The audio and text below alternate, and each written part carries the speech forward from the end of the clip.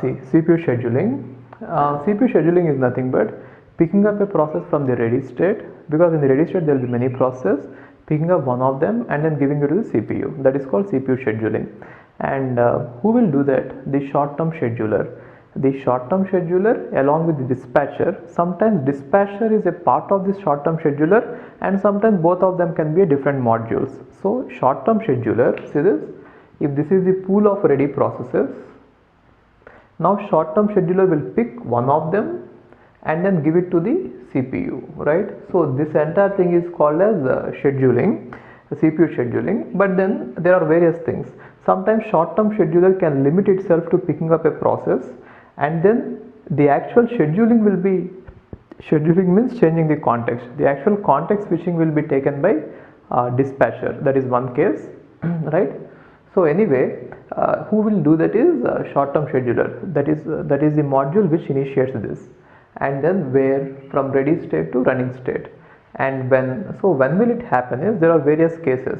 Whenever a process moves from running to termination, it means that the process which you have given to the CPU has terminated and it does not need CPU anymore. Therefore CPU is free and it can be assigned to some other. It is a natural event, so it happens a lot of times. Whenever you give a process to the CPU, it gets executed, and therefore we can pick up the next one. And the second one is running state to wait state. This is the second one. So running state to wait state means when a process is in running, it might need the IO or some other event, something, either it might need IO or it might need some other resource which is not currently available. Then it is going to wait or block in which it is going to wait for that particular resource. And at that time you can pick one of the process from ready and you can schedule it. And the other one is, the process could go from run to ready. So why do you think that a process will go from run to ready? There are two ways. One is there is something called as timer. So that is also called as quantum time or timer. So every process, if we set it a time that it should only use for that much time and it should leave the CPU, therefore it is going to trigger that timeout event is going to trigger a transition. A process will move from running state to ready state, or depending on priorities also it will happen. So how does it happen because of priorities? See this, whenever a new process now suddenly join the ready queue, and if it is having a higher priority compared to the already existing processes, then this could happen, right? If already existing processes are having a less priority and suddenly a new process got created which is having high priority, then obviously we should pull out the less priority process from the CPU and give the higher priority process. If a process is already higher priority, then how could the lower priority process go to the CPU at the first place? Because that high priority process is not available till then. So whenever it came into availability, whenever it is available in ready queue, then this movement will be triggered, which means till now whatever are present here, among this we have picked up the best one, the highest priority, and we are running it, and suddenly a new priority has joined, a process has joined which is having higher priority than whatever you have picked up. Then we are going to remove it from the CPU, which means we are going to forcefully send it out and then put the new process there. And other one is if a process has done a transition from wait to ready, sometimes what happens is a higher priority process will go and wait for a resource, either for the IO or some resource, and it will wait in the waiting queue and the waiting state, right? Then what happens is at that point the CPU becomes idle, and therefore you will schedule one of the next process which is having some priority.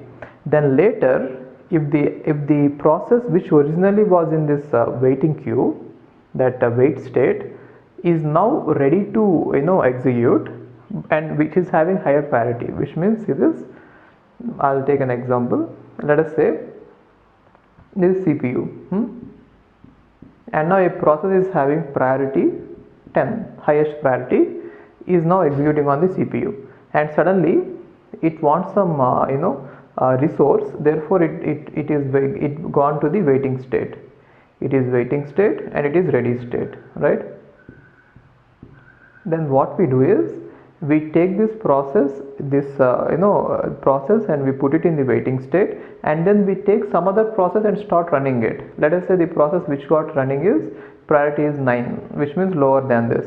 So it is going to run as long as this process 10, the process with priority 10 is not available.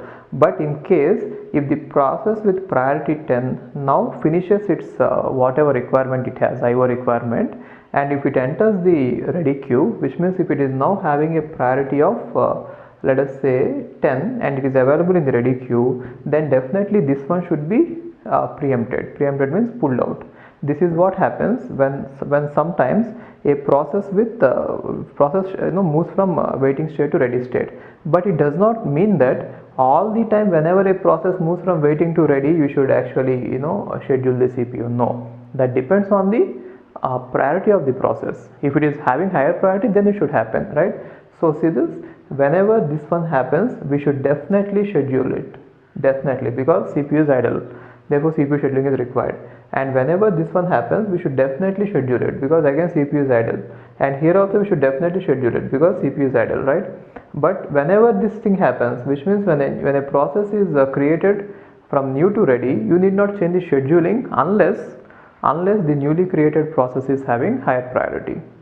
And the next one is wait to ready. So what does it mean? Whenever this example, right? So whenever any process moves from wait to ready, it does not mean that for every moment, every transition, for every process we are going to schedule it. No, we are going to do it only when the process which moved into the ready queue is having higher priority compared to the process which are inside the ready queue. I mean which are already running there. Okay. So this is how the CPU scheduling works. There are various types of scheduling algorithms. We shall look at them, and basically you can classify them as two types. One is preemptive and other is non-preemptive. Okay, we shall see all of them with examples.